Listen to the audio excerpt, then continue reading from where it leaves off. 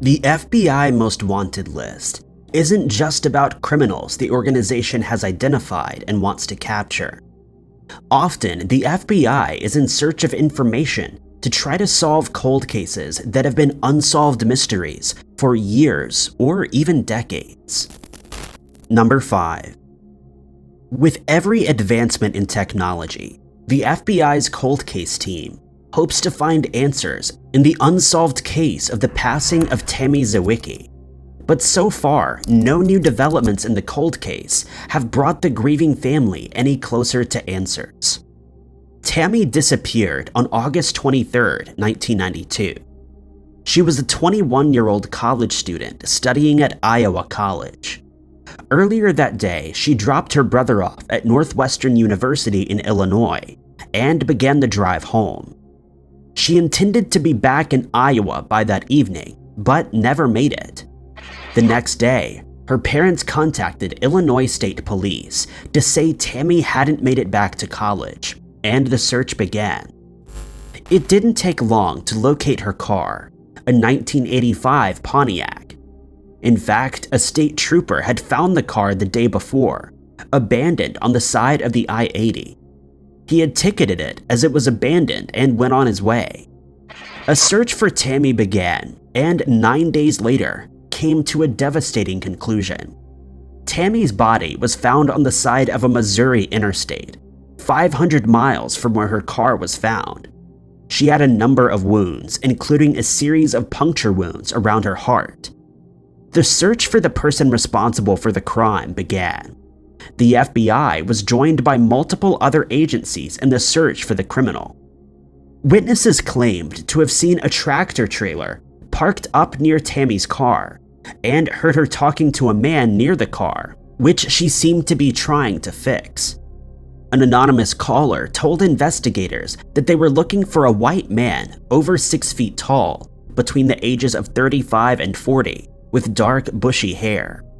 The same witness also claimed the wife of a man that matched that description had a watch that was similar to the one Tammy had been wearing when she went missing.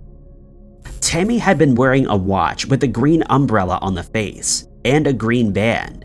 It could play the song "Raindrops Keep Falling on My Head." She also had a Canon 35mm camera on her. Both of these have never been recovered. The person believed to be the bushy-haired man was brought in for questioning and offered DNA samples, but he was let go not long after. The case quickly went cold. When other crimes involving women being kidnapped in a similar fashion to Tammy have been solved, investigators have tried to find a link between the criminal and Tammy, but so far they've never gotten a hit. Many still suspect the bushy-haired man, but investigators were able to get DNA samples from Tammy's body, which they believe to belong to the person responsible. If it was him, it's likely he would have been caught by now. So far, this case remains an unsolved one, and with $50,000 on offer for information leading to a conviction, it's one case the FBI most wants to be solved. Number 4. What started out as a minor road traffic accident became much more serious and cost the life of an innocent man just an hour away from his birthday. Despite a large reward and investigation from the FBI, the case has been cold for over 8 years. Aya Nakano was driving home from a pickup basketball game in North Oakland, California, at about 11 p.m. on June 12, 2013. It was his birthday the following day, and Aya was headed to the home where he lived with his mother and her partner for a late dinner. At the intersection between Stanford Avenue and Market Street, someone drove into the rear of Aya's car. He came to a stop and got out of the car, presumably to share his insurance information with the other driver. But the other driver wasn't going to end this encounter peacefully. 2 men got out of the car and confronted Aya. One drew a weapon and fired at him. The wound would be fatal. The 2 men got back into their car and drove off, never to be seen again. Investigators haven't gotten a lot to work with, and the case quickly became cold. A CCTV image of the vehicle the criminals drove was released, but it's blurry and difficult to make out. The FBI described the wanted car as a silver four-door sedan with tint on the rear windows.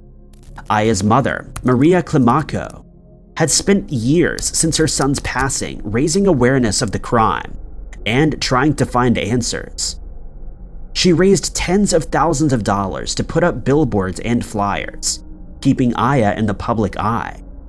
She, along with investigators, believe someone knows who was responsible for Aya's passing and has repeatedly urged for them to come forward.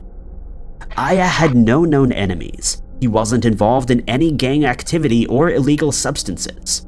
Detectives haven't been able to determine a motive for the attack, other than an overreaction to what was a minor accident. The FBI added $25,000 to the reward pot for information leading to a conviction, making it a total of $125,000 with the money raised by Aya's family. But so far, not even that has been able to convince people to come forward. With no new leads to go on, the only hope of solving this unsolved case is for someone to come forward. Number 3. Very little information is available on an 8-year-old cold case that the FBI added to its wanted list last year. Marcus Robinson has been missing since March of 2013 and is believed to have had his life taken by persons unknown. Marcus was 29 years old and a U.S. Army veteran from the Iraq War when he disappeared into thin air. He was living at home in Heathsville, Virginia, with his family, which included a 3-year-old daughter. He was last seen by his family at about 3:30 p.m. on March 9, 2013, when he left the family home in his white 2006 Lincoln Town Car. Investigators say Marcus drove around the Georgetown area of the city for a short while before a meeting with someone in Lancaster County. This meeting had been planned ahead of time and was with an individual who police have identified, though exactly who this was hasn't been released to the public. It's believed that they were the last person to see Marcus. His car was found early in the morning, engulfed in flames. An investigation quickly revealed the fire had been intentionally lit, but there was no sign of Marcus in or around the vehicle. What police did find was a bullet casing and a hole in the door of the car which indicated a weapon had been fired from inside the car. Beyond this, no other information about the case has been made public. Investigators believe someone took Marcus's life, but it's not clear if police were able to find any traces indicating Marcus had been harmed inside the vehicle, or if whatever happened to him happened away from the car. Marcus had recently been charged with manufacturing and possession of a controlled substance, but police have not said whether they think this was involved in the case. Despite a lack of attention on the case, Marcus's family are still searching for answers, and a reward has been offered in the hopes that someone can help close this cold case. Number 2. More than 40 years after her disappearance became a cold case, FBI investigators are still confident the mystery of what happened to 19-year-old Tammy Mahoney could finally be solved. Tammy disappeared in 1981. In 2021, police are still investigating the case, and the FBI has put out another appeal for information surrounding a potentially vital clue. Tammy had been a student at the State University of New York's Morrisville campus and was planning on becoming a veterinarian. She lived with her boyfriend in Oneida, and everything seemed normal to him on the lead up to her disappearance. But shortly before she vanished, Tammy had quit her job at a horse farm, as it was too far away from where she lived. She hadn't told anyone about this, including her boyfriend, and would leave the house as if to go to work every morning. The last confirmed sighting of Tammy was at 7:45 a.m. on the morning of May 8th. She was hitchhiking on Route 46 near the Glenwood Shopping Center. It's believed someone picked her up and gave her a ride to the Oneida Indian Nation territory, where she attended a party in a trailer. It took 3 days for Tammy's boyfriend to report her missing, as she would often disappear for brief periods, but always returned not too long after. This time, she didn't come back. Authorities received a tip indicating that she'd been in a building near where she lived, which had burned down a few days after she vanished. A search of the area turned up no clues, and police now suspected she had been violently attacked at the party and sadly lost her life there. Initially, there was a list of about 14 suspects that were involved in the attack, and as recently as 2003, an investigator believed that he had enough evidence to bring the case to trial, but the US attorney didn't go forward with the case. More information was needed. In a recent call for information by the FBI, it was mentioned 4 people had been identified as suspects, though their names were not released to the media. What was released was a vital clue which the FBI believed could blow the case wide open. About a week after Tammy went missing, a wallet was dropped off at Oneida City Police Department. The wallet belonged to one of the people suspected in taking part in the attack. Investigators have asked for the person who dropped off the wallet to come forward. They have reiterated this individual isn't in any trouble, but information about how they came about the wallet could help either find Tammy's body or evidence which could lead to a conviction. Number 1. Violent crimes are extremely rare in Franklin, Tennessee, which is one of the reasons why the unprovoked attack on Peggy Cox that claimed her life in 1991 was so surprising.